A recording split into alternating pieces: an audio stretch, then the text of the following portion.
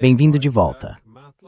Hoje estamos com Jack Matlock, o embaixador dos Estados Unidos na União Soviética, que teve um papel importante nas negociações para encerrar a Guerra Fria com o presidente Reagan no final dos anos 1980.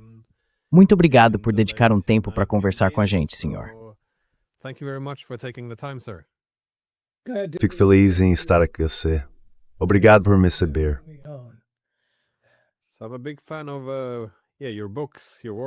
Sou um grande admirador dos seus livros, do seu trabalho e, claro, da sua contribuição para a diplomacia e para a história. É realmente impressionante. Com base no que você escreveu, eu pensei que um bom ponto de partida seria o seguinte. Na sua visão, quais são os principais equívocos sobre o fim da Guerra Fria?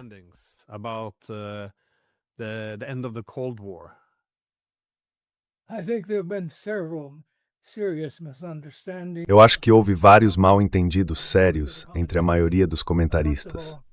Primeiro, a ideia de que a Guerra Fria terminou com o fim da União Soviética está errada.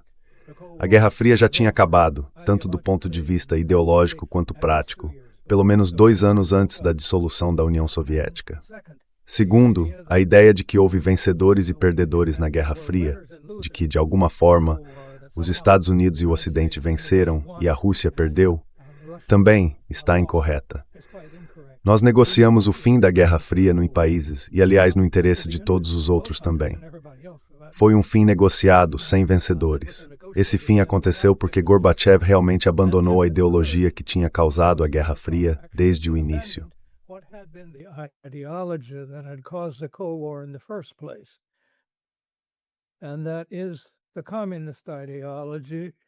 E essa é a ideologia comunista, que era totalmente incompatível com o nosso sistema político e com o modo de vida no Ocidente. A ideia era que haveria uma revolução proletária mundial, que criaria uma sociedade que primeiro seria socialista, mas depois se tornaria comunista e que o Estado acabaria desaparecendo. Claro que o que aconteceu na União Soviética e nos outros países comunistas foi o contrário. O Estado passou a controlar tudo.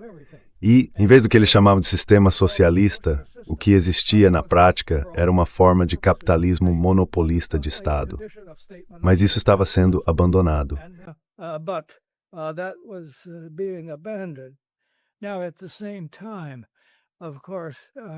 Ao mesmo tempo, claro, o Gorbachev tentava aproximar a União Soviética do que a gente poderia chamar de sistema europeu.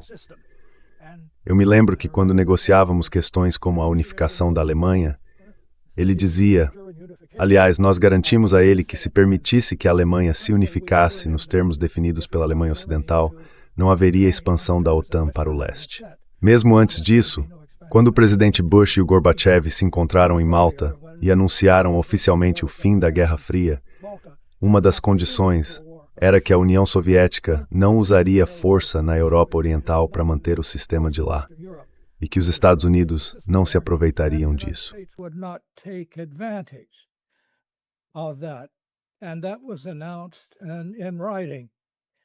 E isso foi anunciado por escrito. Na verdade, esse compromisso com o presidente Bush foi reafirmado na carta para Gorbachev, que eu entreguei quando voltamos daquela reunião. Então, a ideia de que a Guerra Fria foi uma derrota para a União Soviética, ou de que a União Soviética se desfez por causa da pressão da Aliança Ocidental, simplesmente não é correta. A União Soviética se desfez por causa de pressões internas, e provavelmente não teria se desfeito se a Guerra Fria tivesse no ar. Eu acho que esses equívocos básicos alimentaram muitos erros que, na minha opinião, foram cometidos depois.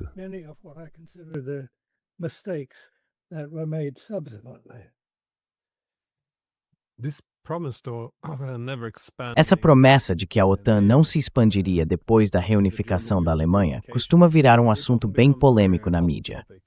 Muitos políticos, acadêmicos e jornalistas contestam isso.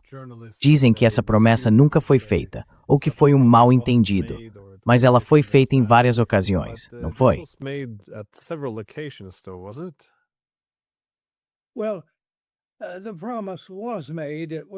Bem, a promessa foi feita.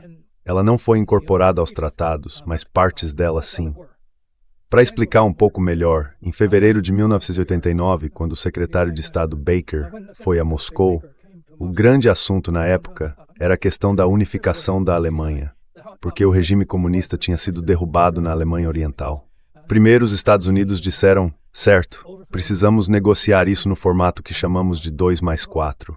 E aí, eu diria que os europeus e outros perguntaram, como assim vocês vão nos deixar de fora? E nós respondemos, olha, as questões centrais são entre os Estados Unidos e a União Soviética.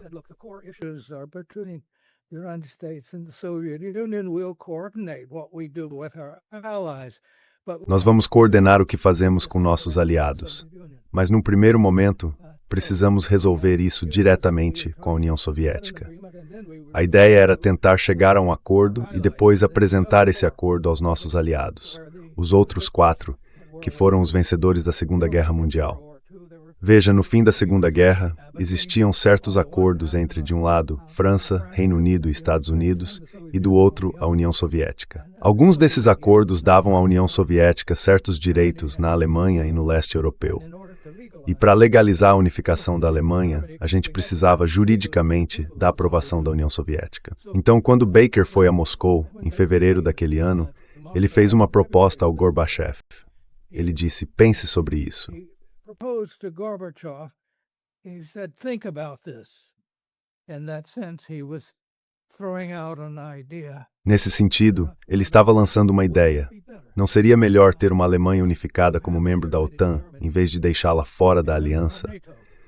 Depois, ele começou a explicar, dizendo que afinal ainda era preciso garantir que a Alemanha não se tornasse uma potência nuclear, que não voltasse a adotar as mesmas políticas de antes, e que a OTAN era essencial para isso. Gorbachev respondeu que, claro, qualquer expansão da OTAN seria inaceitável, mas que entendia os argumentos de Baker. Ele acrescentou que a política da União Soviética sempre tinha sido tentar excluir os Estados Unidos da Europa, do ponto de vista militar. Mas agora eles entendiam que uma certa presença militar americana poderia ter um efeito estabilizador. Então já não estavam mais tentando excluir os Estados Unidos da Europa.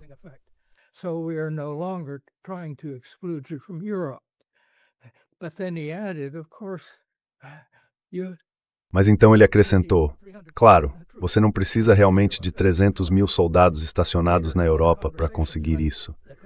Mais tarde, em outras conversas, quando o assunto da expansão da OTAN surgiu, o Gorbachev dizia, bom, se vocês fizerem isso, vão ter que nos incluir também. Eu diria que isso estava no pano de fundo para os dois lados, de certa forma apontando para o mesmo resultado. O Gorbachev, começando com um discurso na ONU em 1988, falava de uma casa europeia comum, que deveria ser sem barreiras e tudo mais. Por outro lado, o nosso presidente e também, acho que a primeira-ministra Thatcher, falavam de uma Europa inteira e livre. E no fim de 1991, o mundo tinha de fato uma Europa inteira e livre. The world had a Europe whole and free. Então, mais tarde, nos anos 90, quando um novo governo começou a considerar a expansão da OTAN, eu prestei depoimento no Comitê de Relações Exteriores do Senado, dizendo que isso acabaria sendo uma catástrofe se começássemos a expandir a OTAN e continuássemos nesse caminho. Eu assinei uma declaração junto com, acho que, mais de 30 das principais pessoas que negociaram o fim da Guerra Fria. O motivo pelo qual dissemos isso é que a OTAN foi criada como uma aliança defensiva, feita para garantir que a União Soviética não conseguisse invadir com sucesso a Europa Ocidental. Havia um grande medo de que essa fosse de fato a intenção deles. E, na verdade, se olhássemos para a União Soviética e seus então aliados do leste europeu, eles tinham forças militares que, em quantidade, eram superiores às do Ocidente.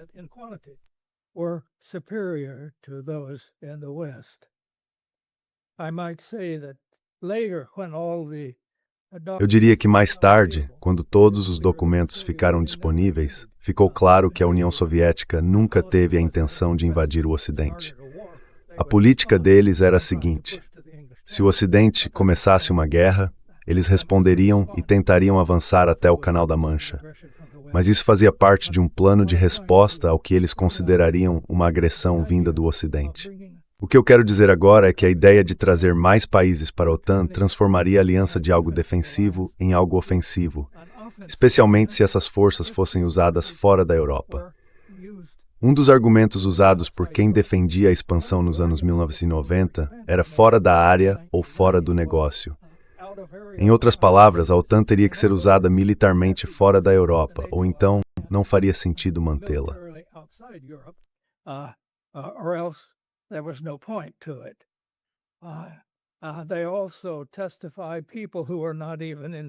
Eles também trazem pessoas que nem estavam envolvidas, dizendo: nunca houve nenhum acordo sobre expansão. Agora o que eu digo é o seguinte: tenha havido ou não um acordo, e sem dúvida, nós recebemos garantias de que a OTAN não seria expandida. Ainda assim, foi um grande erro começar essa expansão. Outro ponto que eu destacaria é que o que preocupava os russos não era tanto o artigo 5 do Tratado da OTAN. Eu conheço um embaixador russo em Washington, com quem lidei muitas vezes quando ele era vice-ministro das Relações Exteriores da União Soviética, Yuli Vorontsov. Ele me disse, em meados dos anos 90, olha, nós não estamos preocupados com o seu artigo 5. É claro que não vamos atacar esses países, nem nenhum outro. O que nos preocupa são as bases.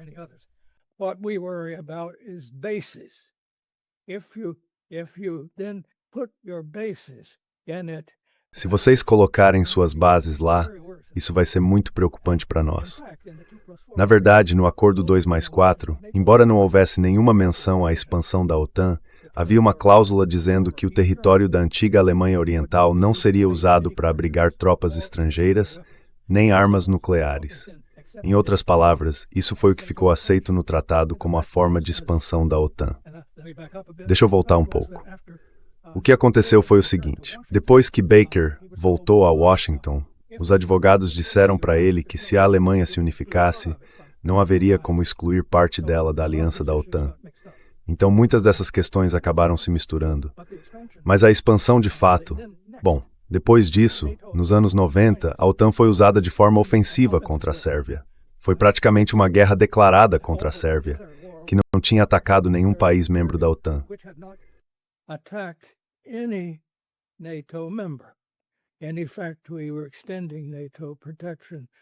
Na verdade, a gente estava estendendo a proteção da OTAN a outros países, justamente quando a Iugoslávia começou a se desintegrar. Esse foi um dos primeiros fatores que criaram, eu diria, tensões extremas entre os Estados Unidos e a Rússia. Outro ponto que vale destacar é que quando as pessoas falam que a Rússia sempre foi agressiva e tudo mais, na verdade foi o presidente eleito da Federação Russa quem teve o papel central em derrubar a União Soviética. Ele também foi um defensor firme da independência dos países bálticos, que foi declarada legalmente antes mesmo da dissolução da União Soviética. Então, na prática, o colapso da União Soviética não foi algo que o Ocidente estivesse forçando.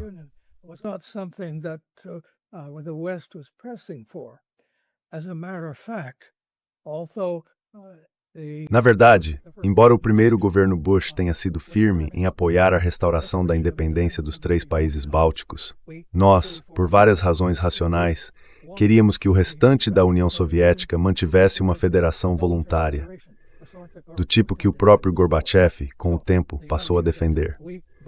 Então, a ideia de que fomos nós que derrubamos a União Soviética é exatamente o oposto. Nós estávamos fazendo o possível para apoiar o Gorbachev nas negociações de um novo tratado de união. A ponto de, quando o presidente Bush, depois de visitar Moscou, foi a Kiev, ele falar ao parlamento ucraniano e recomendar que a Ucrânia se juntasse à federação de Gorbachev, dizendo que deveriam evitar um nacionalismo suicida.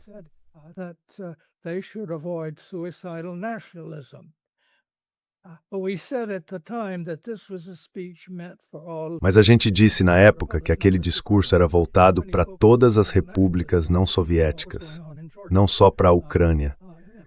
E quando ele falou em nacionalismo suicida, ele estava pensando no que estava acontecendo na Geórgia naquele momento.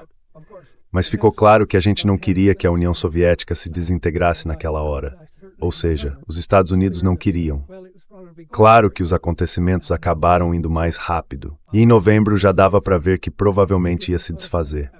Então, obviamente, logo depois de 25 de dezembro, quando Yeltsin assumiu na Rússia e com a cooperação de outros, encerrou a União Soviética, os Estados Unidos propuseram reconhecer os novos estados sucessores.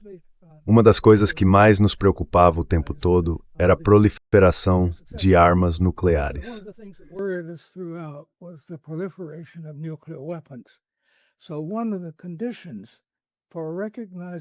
Uma das condições para reconhecer a independência da Ucrânia e de outros países foi que eles abrissem mão das armas nucleares. Eu sei que isso virou uma questão mais tarde, mas a maioria dessas armas, aliás, já estava programada para ser eliminada pelos tratados de controle de armas que a gente tinha com a União Soviética. E como condição para reconhecer a independência deles, eles tiveram que concordar em seguir esses acordos. Ou seja, as armas que estavam na Ucrânia, primeiro, nunca estiveram sob controle da própria Ucrânia, nem politicamente, nem na prática. Os códigos e tudo mais ficavam em Moscou, passados do Gorbachev para o Yeltsin. E segundo, não está nada claro que se a Ucrânia tivesse ficado com essas armas, ela conseguiria mantê-las e operá-las.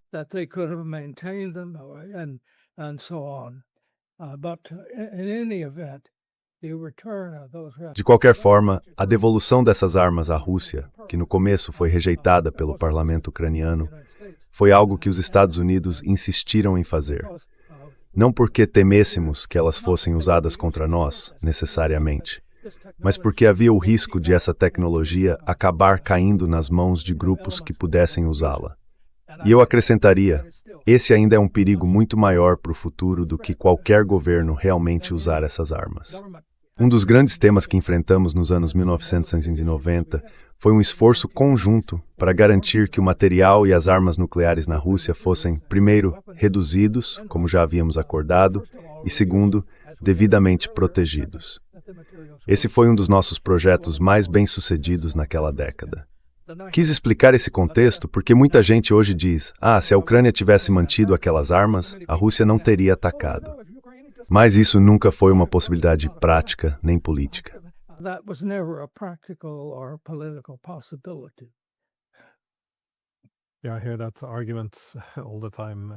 Eu ouço esse argumento o tempo todo também. Mas acho que as pessoas muitas vezes esquecem que nos anos 1990, muitos grandes estadistas, George Kennan, o senhor, e outros, alertavam contra a ideia de expandir a OTAN, em vez de buscar uma nova arquitetura de segurança pan-europeia. Então eu queria entender, por que a gente não conseguiu estabelecer uma casa europeia comum, como Gorbachev dizia, ou pelo menos um quadro comum de segurança na Europa? Porque, afinal, existiam alguns acordos, como a Carta de Paris para uma Nova Europa, de 1990, e a Organização para a Segurança e Cooperação na Europa, criada em 1994, todos baseados naqueles princípios que vieram dos acordos de Helsinki sobre como construir uma Europa unida. Por que a gente fracassou nisso?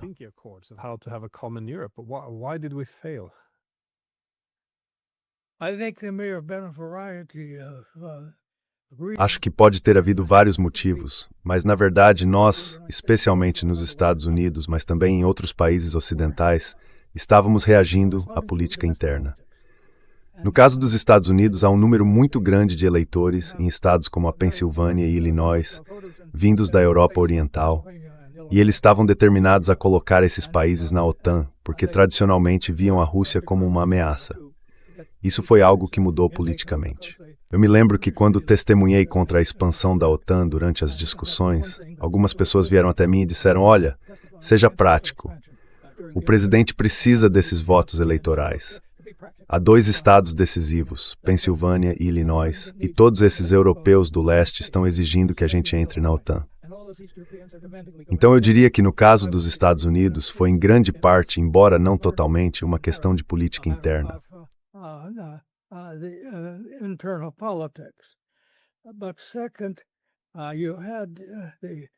Mas em segundo lugar, havia a crescente influência do que a gente chama de neoconservadores, os neocons, aqueles que tanto Reagan quanto Bush tinham deixado de lado. Naquela época, a maioria era republicana, mas eu diria que Reagan conseguiu, de certa forma, ignorar os conselhos deles. Eles se opunham à maior parte das nossas negociações de controle de armas, queriam continuar usando a força e derrubar o sistema. Pensavam em termos de mudança de regime, o que, aliás, nem o presidente Reagan, nem o primeiro presidente Bush consideravam. Quero dizer, eles não achavam que estavam tentando derrubar a União Soviética. A visão de Reagan era que o comunismo era uma ideia absurda, mas, se era isso que os soviéticos queriam, era problema deles. O que nos incomodava era o fato de eles imporem isso a outros povos. Então, não existia essa ideia de que tínhamos uma missão de mudar o sistema político deles.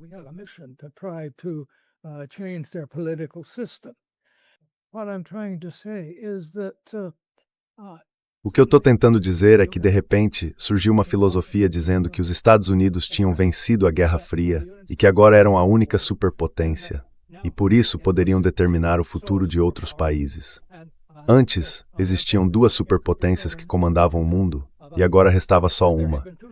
Então estávamos no que chamavam de um mundo unipolar. Agora tem vários problemas com essa ideia.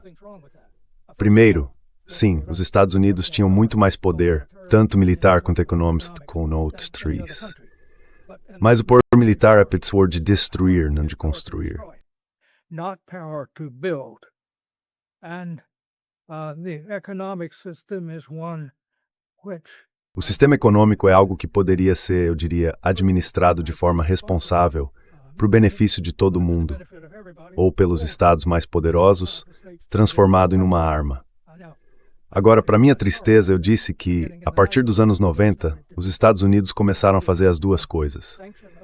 Sancionar outros países, por motivos que na verdade não tinham nada a ver com os Estados Unidos, mas sim com o que a gente considerava o comportamento interno deles. E, em segundo lugar, claro, expandindo a OTAN e já no século XXI começando a instalar bases por lá, basicamente violando, eu diria, todo o espírito do que a gente deveria estar construindo. Mas você pergunta por que a gente não fez isso.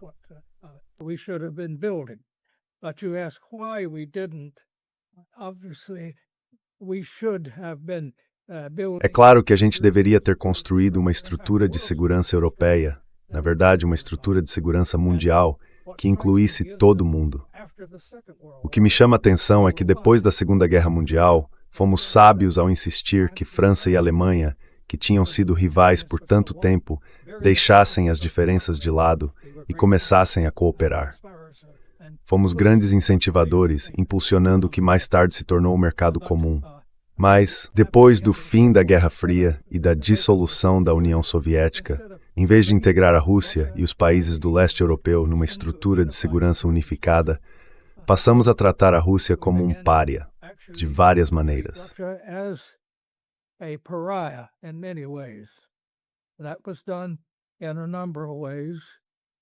Isso foi feito de várias maneiras.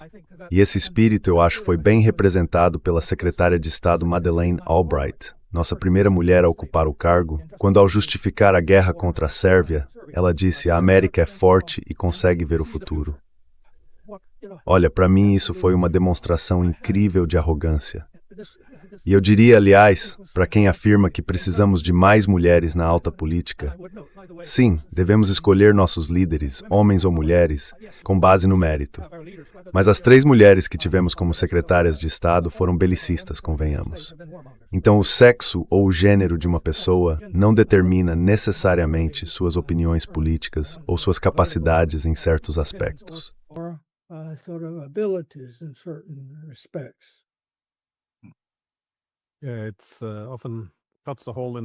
Muitas vezes, isso desafia a ideia de que as mulheres seriam líderes mais pacíficas do que os homens. Acho que todos nós somos bem imperfeitos nesse sentido. Mas também vejo que a noção de uma paz hegemônica, uma paz alcançada pela força ou pela dominação, era muito atraente, e isso acabou contribuindo para desmontar o trabalho que vinha sendo feito em direção a uma arquitetura de segurança pan-europeia.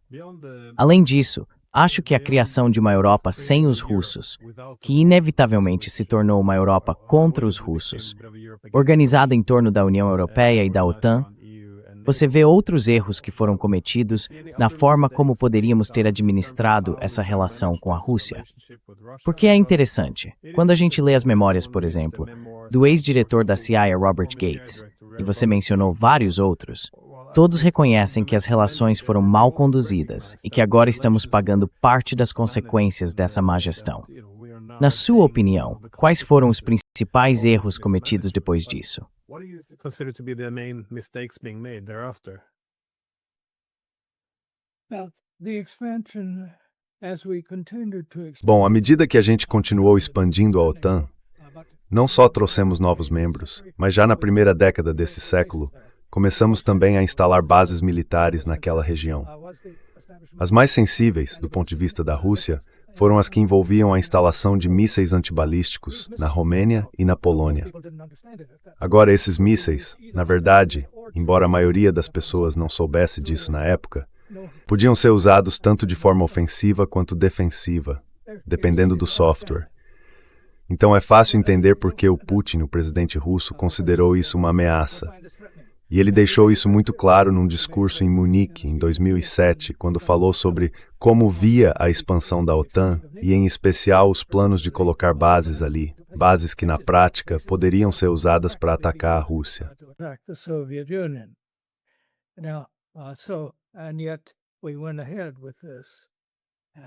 Mesmo assim, seguimos em frente com isso, apesar de tudo.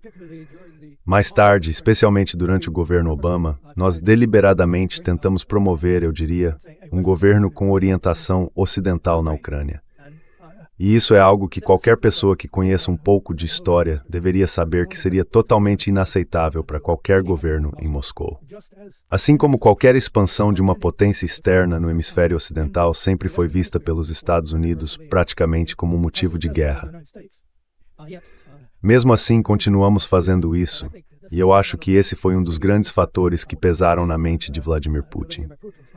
Ele alertou publicamente contra isso, mas depois nós seguimos adiante, e chegou um momento em que nossos representantes chegaram a se gabar de terem gasto bilhões tentando, na prática, determinar o governo ucraniano.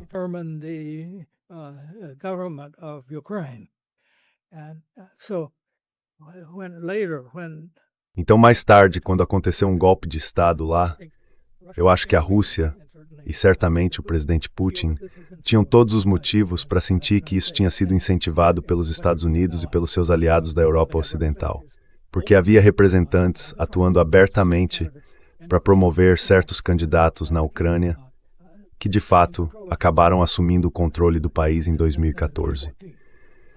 Então é uma situação muito complexa. Os Estados Unidos e seus aliados europeus não só tentaram moldar a política interna da Ucrânia para que ela se tornasse, na prática, hostil à Rússia, algo a que os Estados Unidos teriam reagido de forma muito dura se tivesse acontecido com eles.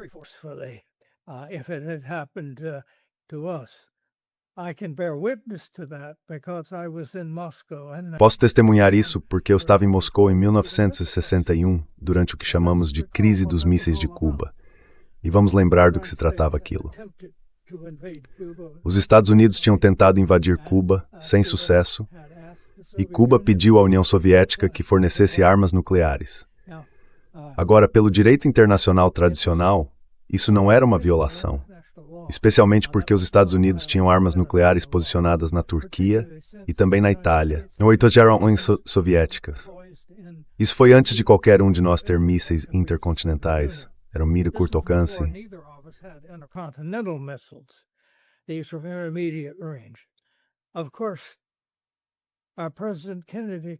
É claro que o presidente Kennedy considerou isso totalmente inaceitável e ordenou uma quarentena, como ele chamou, de Cuba. E nós chegamos muito perto de um confronto nuclear. Naquela época, eu estava em Moscou, traduzindo alguns comentários do Khrushchev. Mas no fim, Khrushchev recuou e concordou em retirar aquelas armas.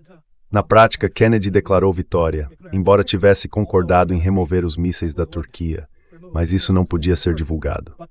Em outras palavras, ele fez Khrushchev parecer que tinha recuado, quando na verdade havia um acordo. Tendo visto aquilo, tendo passado por aquilo, ficou muito claro para mim que tentar influenciar a política interna da Ucrânia contra a vontade da Rússia não era uma boa ideia, para dizer o mínimo. Not a good idea, to put it mildly. And, in fact, when Na verdade, quando, por insistência dos Estados Unidos, a OTAN declarou que em algum momento a Ucrânia e a Geórgia se tornariam membros, isso foi em 2008, ficou claro para mim que isso ia criar grandes dificuldades. Naquela época, as pesquisas mostravam que 2/3 dos ucranianos não queriam entrar na OTAN. O país estava cada vez mais dividido, e a política era conduzida por quem vivia no oeste da Ucrânia, regiões que, tradicionalmente, nunca fizeram parte da Rússia, mas sim do Império Austro-Húngaro e depois da Polônia. Eu acrescentaria que as fronteiras atuais da Ucrânia, que o governo atual tenta recuperar, foram criadas por Hitler e Stalin. Então, na prática, os ucranianos e os europeus ocidentais que apoiam isso estão ironicamente tentando impor algo que foi criado por Hitler e Stalin. Something created by Hitler and Stalin. Think about that. And think about how that. Pense nisso. E pense em como isso ressoa entre os russos. As questões ali são muito profundas, e eu diria que cada vez mais trágicas. Acho que os dois países seguiram políticas que não estavam no interesse de seus próprios povos. É difícil imaginar como isso vai ser resolvido, considerando a situação atual. Mas eu preciso dizer que quando olhamos para as causas, as tentativas dos Estados Unidos e de seus aliados da Europa Ocidental de controlar uma região absolutamente vital para a segurança da Rússia foram, na minha opinião, um fator importante nessa origem. Chegamos a um ponto em que é muito difícil ver uma solução que não acabe afetando negativamente todos nós.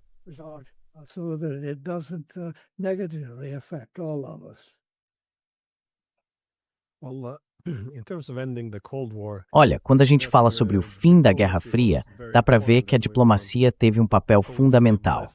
E eu diria, tivemos a sorte de contar com alguns grandes estadistas naquela época. Mas como entender a liderança política atual no Ocidente, tanto nos Estados Unidos quanto na Europa, em comparação com a diplomacia que ajudou a encerrar a Guerra Fria? Porque quando olho para os líderes de hoje, seja o Merz na Alemanha, com a retórica que tem lá, o Macron na França, ou o Starmer no Reino Unido, todos eles, aliás, estão falando agora sobre guerra com a Rússia. Ou o Trump, nos Estados Unidos, que também está longe de ser um líder benigno. Como é que a gente entende isso? Parece que a diplomacia simplesmente deixou de existir. Eu me pergunto com frequência, por que nenhum dos nossos líderes políticos, ou mesmo jornalistas, quer discutir as preocupações e os interesses de segurança dos nossos adversários? Não só dos russos, mas de todos os adversários. É algo muito confuso. Desculpa, foi uma pergunta longa. Mas afinal, como você entende a liderança política atual?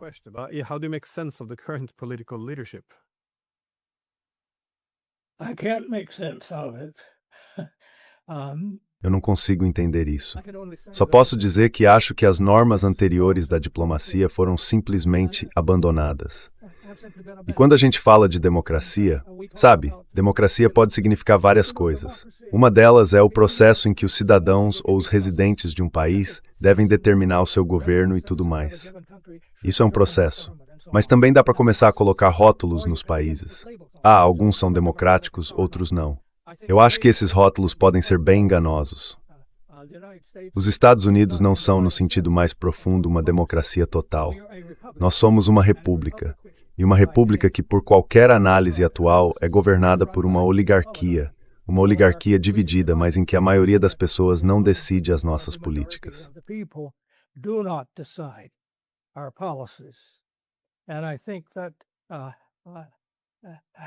E eu acho que isso também aconteceu, em certo grau, em outros países.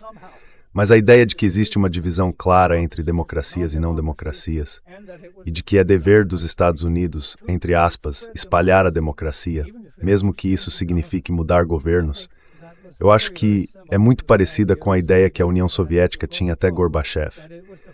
A de que era a vanguarda do proletariado e precisava apoiar o que chamavam de revoluções proletárias pelo mundo, porque o socialismo, na definição deles, e o comunismo eram o futuro do mundo. No fim das contas, com apenas algumas diferenças, nós tentamos fazer a mesma coisa, só que usamos uma linguagem muito mais elevada.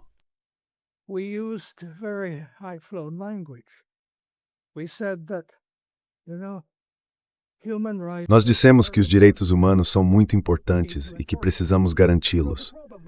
O problema é que, antes de tudo, esse termo é equivocado. O que deveríamos realmente discutir são os direitos civis. Eu acho que os seres humanos não nascem com direitos. Na verdade, eles são totalmente dependentes de outras pessoas, assim como qualquer outro mamífero. Então, essa ideia, e eu sei que ela está presente em muita retórica, precisa ser questionada. O fato é que cada grande civilização define seus valores de forma diferente, e também seus direitos, e isso precisa ser compreendido. Tentar interferir em outros países com base nesse argumento vai gerar grandes dificuldades. Is going to create great difficulties. So that I think the idea that Então, eu acho que a ideia, primeiro apresentada por um dos nossos estudiosos, o Fukuyama, de que o fim da Guerra Fria significava que o que chamam de Ocidente e a democracia seria o futuro do mundo, e que caberia aos chamados países democráticos espalhar isso para os outros, era uma ideia fundamentalmente equivocada. Não que os direitos humanos, como a gente o chama, não sejam coisas valiosas, mas presumir que qualquer um que não concorde com você nisso está dalgyalborjed and had ao street. As civilizações surgiram e desapareceram ao longo dos últimos milênios da história humana. throughout the last few millennia of human history. To think that there is Mas achar que existe uma fórmula que serve para todo mundo, eu acredito que é simplesmente e fundamentalmente errado. A ideia de que os Estados Unidos e o Ocidente saíram da Guerra Fria em melhor situação econômica do que outros, que na prática tentavam adotar o nosso sistema, enquanto nós tentávamos convencê-los disso. Bem, quando eles finalmente o fizeram, o que vimos foi o Ocidente sancionando economicamente a Rússia e por aí vai, em vez de mantê-los engajados. Eu diria que o sistema econômico mundial que foi criado depois do fim da Guerra Fria acabou sendo enfraquecido. Então, acho que esse sentimento de autossuficiência moral, que a gente nem deveria ter tido, acabou prejudicando nossa capacidade de pensar com clareza. Hoje, sinceramente, eu não consigo entender como qualquer governo alemão poderia tolerar a destruição do gasoduto Nord Stream. the destruction of the Nord Stream pipeline. I mean, after all, one of our Quer dizer, no fim das contas, a Alemanha hoje não vai ser competitiva em muitos aspectos, por causa do alto custo da energia e do que eu chamaria de uma aplicação equivocada da política em relação à Ucrânia. E essa ideia, muito comum entre os europeus ocidentais, de que a Ucrânia é uma sociedade democrática apenas lutando para sobreviver, é um engano. A Ucrânia é um dos países menos democráticos do mundo e tem um governo que chegou ao poder com o apoio de uma minoria. E é também um dos mais corruptos. Agora, não é que os ucranianos sejam pessoas ruins. Pelo contrário, são pessoas maravilhosas. Eu, por acaso, conheço bem tanto o russo quanto o ucraniano. Fiz meu doutorado em línguas eslavas. E é trágico ver como a Europa Ocidental e os Estados Unidos têm insistido em algo que, na verdade, não é do interesse da Ucrânia.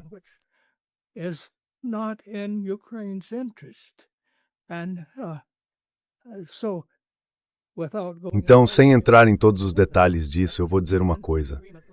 Quando o acordo foi feito em Minsk, em 2015, a Rússia, naquela época, embora já tivesse tomado a Crimeia, onde a maioria das pessoas claramente preferia estar com a Rússia, o presidente Putin recusou qualquer tentativa de incorporar o Donbass à Rússia. Ele disse que a Ucrânia precisava voltar ao que era originalmente, ou seja, reconhecer o idioma russo com validade política e conceder anistia. Mas a França e a Alemanha, que faziam parte desse acordo, continuaram fornecendo apoio militar à Ucrânia, sustentando forças que atacavam o território oriental.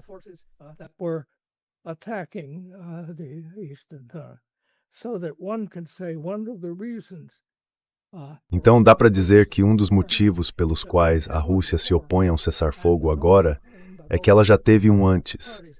E não foi só a Ucrânia, mas também o Reino Unido e a França, que faziam parte do acordo, que o violaram, porque estavam fornecendo armas militares. Mais tarde, claro, o ex-chanceler da Alemanha disse que eles assinaram aquilo só para dar à Ucrânia tempo de fortalecer suas forças armadas e tentar recuperar o território.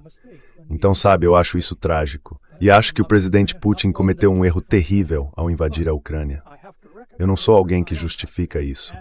Mas eu tenho que reconhecer que o meu próprio país e a OTAN atacaram a Sérvia ilegalmente, mesmo sem a Sérvia ter atacado nenhum país da OTAN. E depois os Estados Unidos, com alguns, mas não todos, os aliados da OTAN, atacaram o Iraque com base em alegações falsas de que o país tinha armas nucleares. Quando não tinha, nós ocupamos completamente o país. We completely occupied the country. Hundreds of thousands of people probably were. Centenas de milhares de pessoas provavelmente foram mortas, e isso acabou estimulando o ressurgimento de grupos islâmicos extremistas.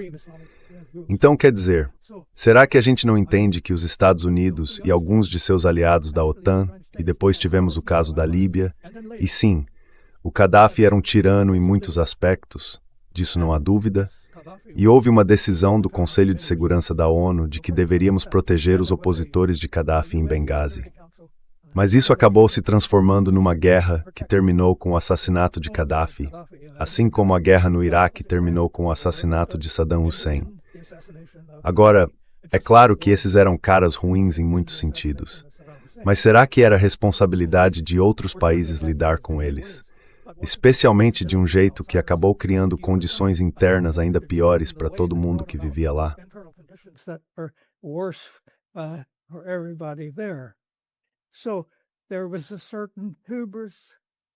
Então havia uma certa arrogância, uma sensação de que, nós conseguimos fazer coisas que os outros não conseguem, talvez fisicamente, talvez politicamente. Também existia a ideia de que, usando a força, seria possível derrubar um governo e conseguir algo melhor. Mas isso não acontece. E um dos grandes perigos agora, quando as pessoas falam sobre a necessidade de uma mudança de regime na Rússia, é que se o presidente Putin for removido à força, provavelmente vai surgir algo ainda pior. Porque já existem forças lá dentro argumentando que a Rússia precisa usar suas armas nucleares para se defender. E quando os europeus ocidentais começam a enviar armas para a Ucrânia, que são usadas para atacar a Rússia, eu acho que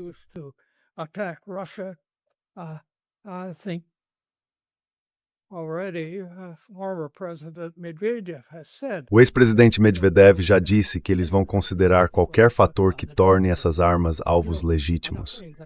Eu não estou dizendo se essa é uma boa política ou não. Só estou dizendo que é preciso encarar a realidade. E por que a Alemanha se envolveria de novo em armar rebeldes em uma região que já fez parte da antiga União Soviética? Para mim, isso é quase inconcebível, e eu não entendo por que o governo atual está fazendo isso. Mas dá para ver que isso faz parte de um contexto mais amplo, tanto econômico quanto político. A China está lucrando muito com tudo isso, porque para grande parte do mundo, ela parece ser a única grande potência hoje que está pedindo paz e tentando apoiá-la.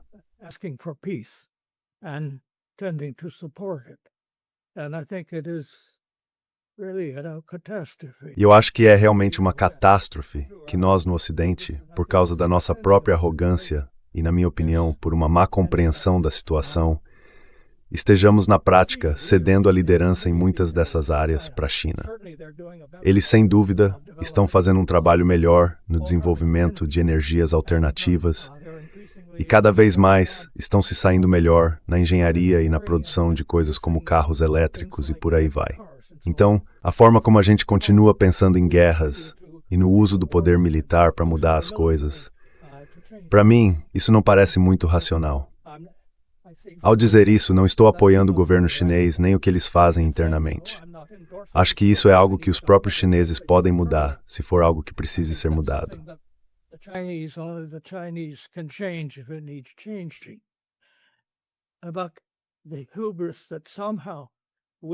Mas essa arrogância de achar que nós, no Ocidente, temos alguma superioridade sobre os outros, o que parece estar por trás de parte disso, eu acho simplesmente deplorável. E espero que isso mude. Deixe-me dizer também que a gente ainda não mencionou o Oriente Próximo, que neste momento está dominando muitas discussões. O que posso dizer é que, na minha opinião, as trocas recentes entre o Papa Francisco e o presidente dos Estados Unidos mostram que, pela primeira vez em muito tempo, temos um Papa que fala as coisas como elas são. Durante a Segunda Guerra Mundial, houve acusações de que o Papa Pio não condenou o que estava acontecendo. Eu não sou católico, mas neste momento acredito que o nosso Papa americano, o primeiro, está dizendo ao mundo algo que ele realmente precisa ouvir.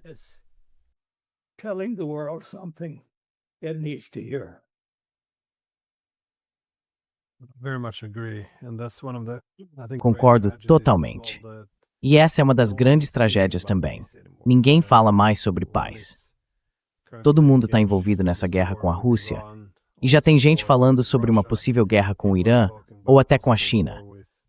Enquanto isso, os líderes europeus ficaram de braços cruzados por 4 anos, enquanto centenas de milhares de pessoas morriam na Ucrânia, e nem sequer pegaram o telefone para discutir a arquitetura de segurança ou alguma forma de reduzir a competição por segurança com os russos. É realmente chocante. Grotesco, para ser sincero. Mas enfim, tomara que a gente esteja virando a página. De qualquer forma, embaixador, muito obrigado por ter reservado um tempo para conversar. Acho que já tomei um pouco demais do seu tempo, então agradeço de verdade. taken a bit too much of your time, so I very much appreciate it. Thank you Obrigado por me receber e por balas tema o que eu tenho a dizer. for listening.